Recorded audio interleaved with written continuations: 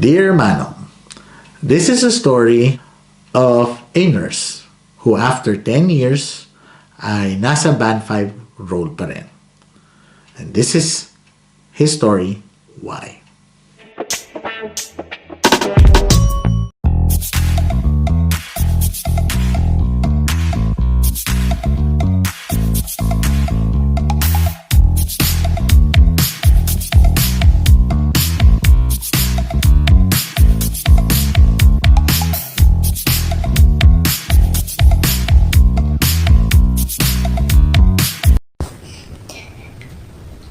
Years na po ako sa UK. At yes, huwag po kayo magugulat. Band 5 pa din po ako. Yes po, nakikita ko yung mga post nyo about nurses na mapopromote kagad. At hindi ko po matatanggal sa isip ko na yes, naiinggit po ako sa kanila. So manong nasa NHS Theater Department po ako na nagtatrabaho. At 13 years na po ako sa same department.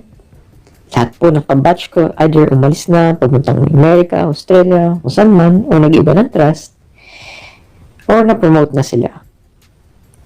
So, hindi ko po matatanggal talaga sa isip ko na bakit ako? Band 5 pa din. Okay, naiinggit ka sa mga kabatch mo or cohort mo na maaaring umaangat na. Pero tatandaanan mo lang, sa buhay, hindi kailangan na pabilisan ng karera. You know, it's a marathon. Ang importante lagi is yung ending. Hindi naman po sa reason na hindi ako qualified. Dahil na-promote na po ako one time. Pero, I had to give up the post. Kasi kinailangan ko po mag-part-time. Ayun na nga po ang reason, Manong. Childcare reason, bakit ako band 5? Bakit ko give up yung post ko? Ako po kasi nag-sacrifice sa aming mag-asawa. Ako po yung nag-nights. Ako din po yung nag-weekends. Para may mag-alaga sa mga anak namin. Valid na reason naman yan to leave your post kasi family always should come first. Mahal po kasi talaga ang childcare sa UK. At syempre, gusto ko din makasama ang mga anak ko. Naku, totoo yan. Mahal talaga ang childcare. Alam mo naman, sabihin ko na rin, kami nga, 70 pounds a day for one of my kids. So, mahal talaga yan. Don't get me wrong, Manong. I am very, very thankful sa department namin. At nabibigyan ako ng flexible hours. Halos lahat ng request ko nabibigay. Well, ito ang maganda sa UK, no? Most of the time, if not always, medyo family-friendly talaga ang UK. You can actually request for time with your family kasi importante yan with your mental health. And obviously, again, family comes first. I'm sure hindi ako nag-iisa, Manong.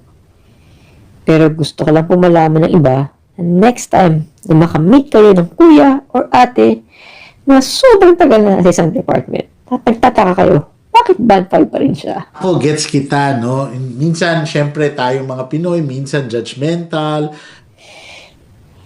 Isipin niyo po, na nagsasacrifice kami for a certain reason. Isipin niyo po yung sakripisyong ginagawa namin. There is a reason. Bakit band 5 pa rin kami? Because we chose our family first. By the way po, lalaki din ang mga anak ko. At yun ang time ko to get promoted. Or mag-i-agency na lang ako. Salamat po, Manong. Bye. Ito ang advice ko sa'yo. Tandaanan mo, magkakaiba-iba tayo ng karera sa buhay. Hindi naman kailangan lagi na you sprint at the start. You can run a marathon, you know. And talking about karera ng buhay, ang importante is the finish line, hindi yung start, no? So, sabi mo nga, yung mga anak mo, lalaki din sila. So, at some point, kung hindi ka pwedeng ma-promote or hindi, nawala na yung karera mo sa promotion, no? Bakit hindi ka mag-agency? Di ba? I mean, sky's the limit. Marami kang pwedeng gawin. And kung talaga namang hirap ka na sa nursing at that time, no, or wala na doon ang puso mo, ang kagandahan dito sa UK, basta ikaw ay may ILR or may citizenship, sky's the limit. Kahit anong gusto mo, pwede na. So, huwag kang mahiya, huwag kang matakot. Okay lang yan kung band 5 ka, kung para sa pamilya mo yan. You're doing a great job. Tandaan mo, kaampi ka ni Manong. And so, eto na po ang ating bagong style ng Dear Manong. Kung kayo ay may mga interesting story to tell na ayaw nyo magpakilala, or you want some advice from Manong George, then please do drop us your letters. Tumatanggap po kami ng audio letters. Ang email namin nasa baba, info@filipinouknurses.com. Lalabas po yan dito. And kung may mga questions kayo on UK nursing or UK living, always remember, Manong knows. Manong knows best, put your worries to rest when staying in the United Kingdom. Manong knows best.